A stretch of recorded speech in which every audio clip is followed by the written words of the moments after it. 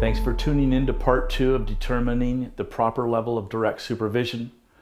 You might remember in part 1 we went over groups 1, 3, and 4 and the need to graduate with each group with your supervision style. In part 2 we're going to be talking about group 2. And in case you don't remember, group 2 needs supervision but doesn't really want it. Now there might be a couple reasons for this. A lot of times confidence is outpacing their actual performance. In other words, the person thinks they're doing better than they actually are. And they're not really receptive to that feedback, which is why they're not improving. Or they're demonstrating instances of negative performance, or they're not performing well, which is the exact reason why they don't want to be supervised. Sometimes it's both. Group 2 will oftentimes be resentful about being supervised. They'll accuse their supervisor of being unfair or accuse their supervisor of playing favorites. They compare themselves as equals to others that are much higher performing in the group.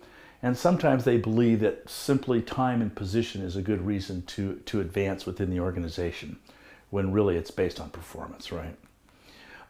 What you need to do with group 2 is you need to support them, but you need to do it in a very different way than you supported groups 1, 3, and 4.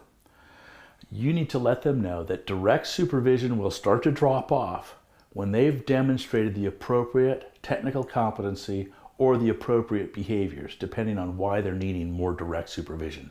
You need to go to them and let them know it actually works to your advantage as a supervisor to supervise them less. You don't want to supervise them any more than they have to be supervised. So you want to make sure you give very specific feedback on where they need to improve. If you just simply inform them that they got to do better, that's not enough information for them to use in order to improve their performance. So I would invite you to watch the videos on Q2 group members or quadrant 2 employees, and also the video on the 2-list performance development method. Both videos are very good at helping you to identify exactly what type of performance feedback you need to give to each direct report you have, depending on how they're responding to their training, okay? Very important. You make sure that you inform them that you want them to succeed. And once again, this can be a very frustrating situation for a supervisor to be informing people that you want them to succeed. At the same time, they might be resenting your supervision. But as a leader manager, that's just one of the things you're going to have to take on. And one of the things that you'll need to do is also keep your cool. You don't need to be stern in your attitude towards these people. Becoming emotionally upset won't really help them.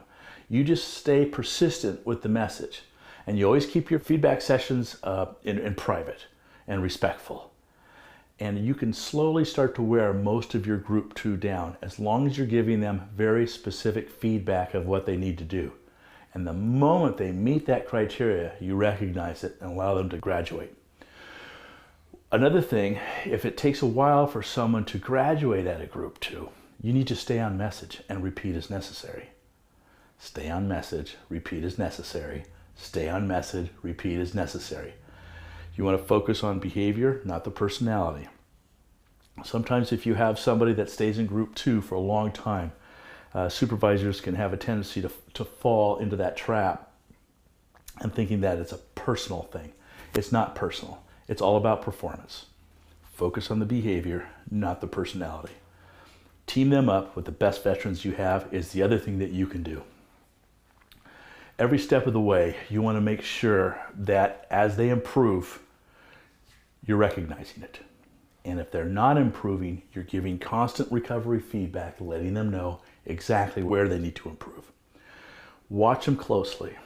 And if, and I'd say when, because most of my group 2 people did graduate to group 3, and when they do, you graduate to group 3 also.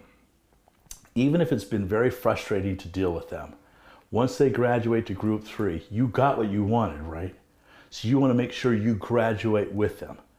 And there's no better way to do that than to recognize the performance that they've improved. Recognition is a very powerful tool. Even if they've been in group 2 for a long time and they finally graduate to group 3, you want to recognize that as an advancement. And that'll encourage them to move on to group 4. So once again, you want to make sure you're using their response to your training as your guide. as to what level of supervision you're going to give them. Two things are going to happen if you are able to use this Goldilocks method to direct supervision for groups 1, 2, 3, and 4. And that is, you'll end up with a great team. And number two, you're going to end up with a bunch of people that love working for you. There's a lot to go wrong here. So if you can make sure you're paying attention to this video and use the ebook as a guide, you'll do well. If you don't, you just might muck things up. Okay? Don't muck things up. Thanks for watching.